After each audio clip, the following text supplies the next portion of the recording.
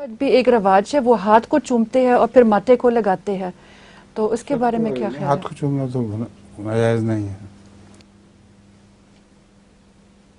لطیفہ وہ لمبا لطیفہ لطیفے ڈھونڈنا بہت مشکل ہے.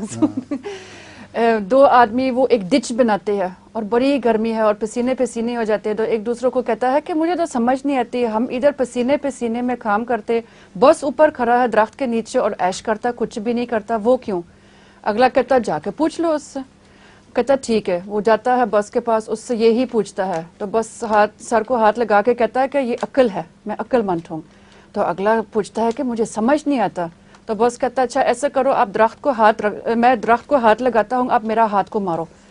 تو وہ آدمی زور سے نہ ہاتھ پیچھے بازو پیچھے کر کے اور ہاتھ کو مارنے کی کوشش کرتا، تو بس ہاتھ کو پرے کرتا، تو اس کو درخت کو لگتا ہے اس کا ہاتھ بڑی درد ہو رہی ہے.